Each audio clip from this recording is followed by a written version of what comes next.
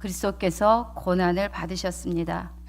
베드로전서 2장 21절 22절에 보면 죄를 범하지 않으시고 입에 거짓도 없으신 주님이 부당하게 육신의 고난을 받으신 이유는 우리를 위함이라 말하고 있고 친히 본을 끼쳐 그 자취를 따라오게 하려 하심이라고 말씀하고 있습니다.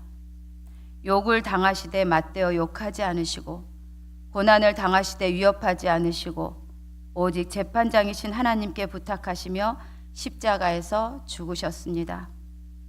우리를 구원코자 고난의 길을 가셨기에 오늘도 우리는 은혜 속에 살아가고 있습니다.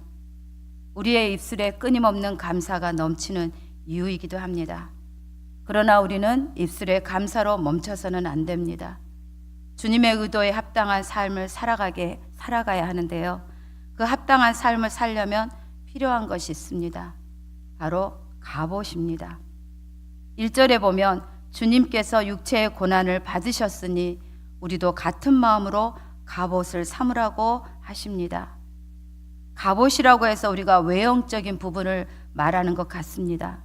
그러나 그렇지 않습니다. 갑옷을 입는다는 말은 은유적인 표현으로 무장하고 준비하라는 말입니다. 즉 믿음 생활이 영적 전투임을 뜻하고 있는데요. 내적으로 무장하는 것, 준비하는 것이 영적 전투를 잘 준비하는 방법이라고 말하면서 고난은 죄에 굴복하지 않고 오히려 죄를 이기는 길이라는 그런 관점을 가지라는 말입니다. 고난보다 성공을 원하는 세상에서 살고자 하느냐? 고난받으신 주님과 같은 마음으로 갑옷을 삼으라고 하시는 것입니다. 그렇다면 고난에 대해 우리가 어떻게 생각해야 될지 먼저 정리를 해야 합니다. 고난은 피하고 싶지만 비껴갈 수가 없습니다. 오히려 고난은 우리의 불순물을 제거하는 과정이고 우리의 장가지를 치는 과정으로서 자신의 힘이 아닌 주님과 함께 사는 믿음을 길러내는 복된 그런 시간이란 것입니다. 정말 고난 없이 하나님을 닮을 수도 말씀대로 살 수 없는 것일까라고 생각하게 되는데요. 이 고난을 당하면 고난이 왜 왔는지, 무엇을 버리고 결단해야 할지 돌아보게 만듭니다. 따라서 고난을 통해서 죄를 그치고 정욕이 아닌 하나님의 뜻에 따라 살고자 하는 변화를 주기에 아주 큰 유익이 있다는 것입니다. 그렇다고 하나님께서 혼자 견디고 그렇게 보고만 계시는 분은 아니십니다. 함께 아파하시고 안타까우시고 때로는 어서 돌아오기를 기다리는 하나님이시라는 것입니다. 다만 우리는 이 고난을 당연히 여기는 것이 먼저 중요한 것 같습니다. 그리고 나서 견디면 되는 것입니다. 십자가의 고난을 견디신 주님께서 승리하셨듯이 고난은 우리를 승리자로 만들어주기 때문입니다. 주님이 승리하셨다고 해서 우리에게 너희들 편안한 옷으로 입고 갈아입고 쉬라고 하지 않으신 것입니다. 갑옷을 입고 무장하라. 이는 하나님 나라와 영광을 위해 십자가를 질 각오를 하라는 말씀입니다. 당연히 고난이 뒤따를 수밖에 없음도 말씀하고 있는 것입니다. 우리는 보통 고난을 당하면 죄를 지어서 그렇다고 단정을 합니다. 당시 유대인들도 죄를 지었기 때문에 그렇게 고난당한다고 했습니다. 물론 우리가 견뎌내야 할 고난을 말할 때 이 죄를 지은 결과로 당하는 고난을 말하는 것이 아닙니다. 선을 이루고자, 의를 이루고자, 하나님 나라를 세우고자 힘쓰고 애쓸 때 당하는 고난을 뜻하고 있는 것입니다.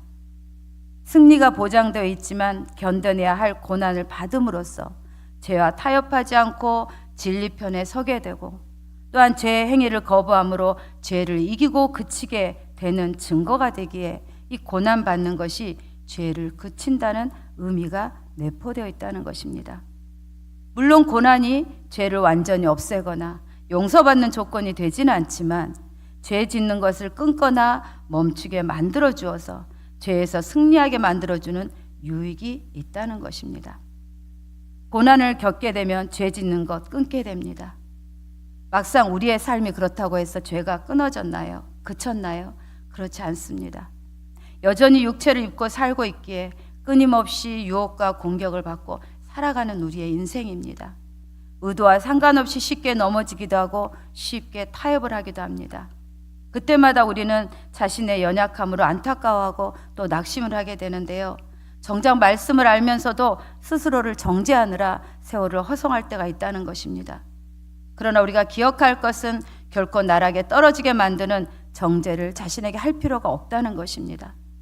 로마서 8장 1절 말씀에 그러므로 이제 그리스도 예수 안에 있는 자에게는 결코 정죄함이 없나니, 우리가 이때마다 할 것은 정죄케 하는 어둠을 대적하고 구원에 대한 감사와 함께 지은 죄를 회개하고 주님의 긍휼을 구하면 된다는 것입니다. 중세시대를 대표하는 상징의 하나는 기사였습니다. 그들이 입은 갑옷은 그들을 불멸의 전사로 만들어 주었습니다. 갑옷은 매우 비쌌고요.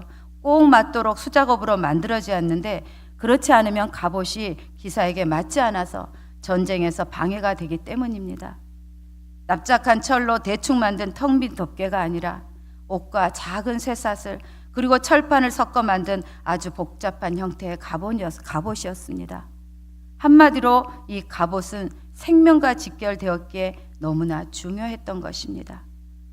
갑옷하면 떠오르는 인물이 있습니다. 바로 다윗입니다. 사무엘상 17절에 보면 블레셋의 거인 골리앗과 싸우러 나갈 때 사울이 자신의 투구와 갑옷을 입혀주었습니다.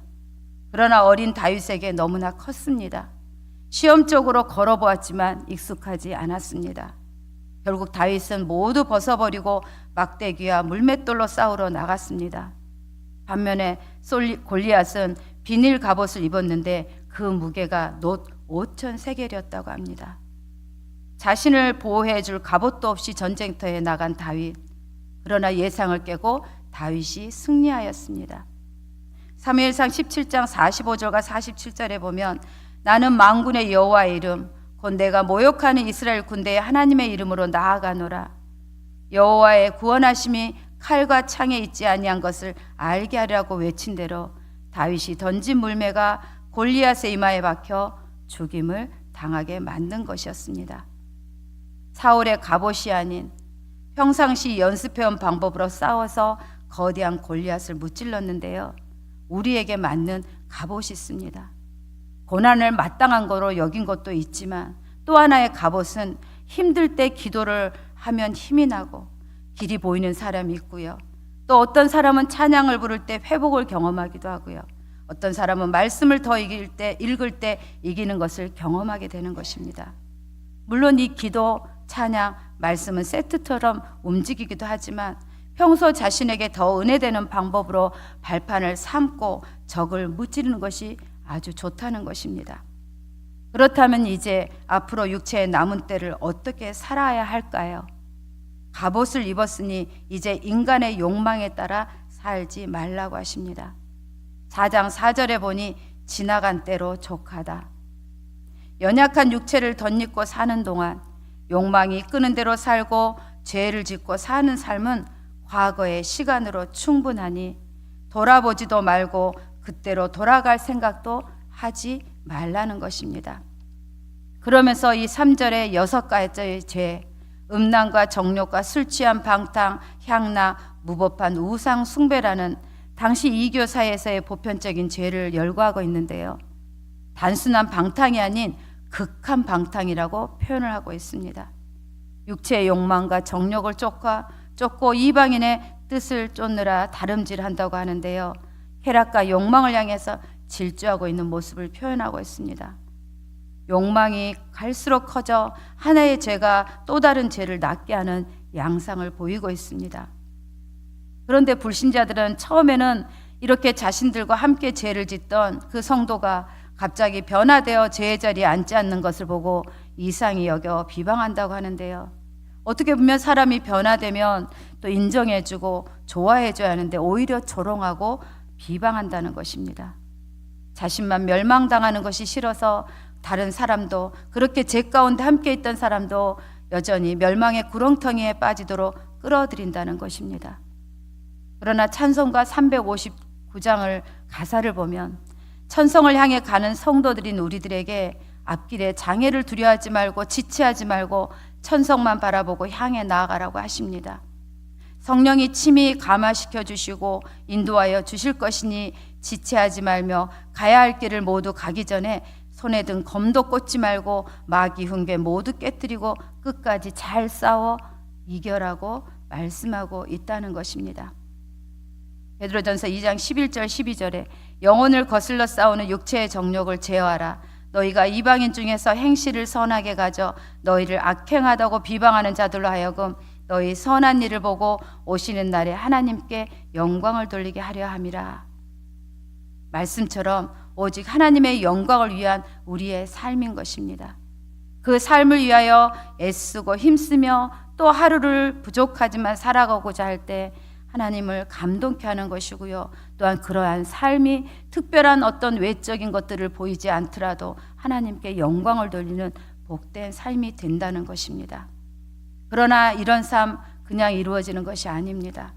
단시간에 되지도 않고요. 쉽게 되지도 않습니다. 10년이면 강산이 변한다고 하듯이 영적인 변화와 깨달음, 시간이 그만큼 오래 걸립니다. 그래서 우리가 경건에 힘써야 할 이유입니다. 정신을 차려야 하고요. 근신해야 하고요. 기도하면서 성령의 충만함을 덧입어야 가능케 되는 것입니다.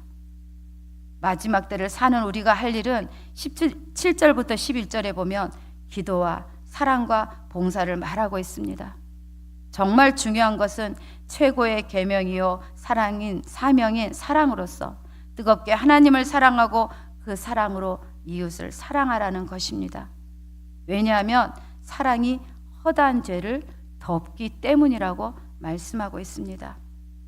우리의 죄를, 인류의 죄를 해결하기 위해 예수님께서 이 땅에 오셨듯이 죄임 역시도 그 목적이 죄의 세력을 제거하고 하나님의 나라를 세우기 위함이기 때문에 죄를 덮을 정도로 강력한 힘이 되는 사랑을 더하라는 말씀으로 베드로가 전하고 있다고 하는 것입니다.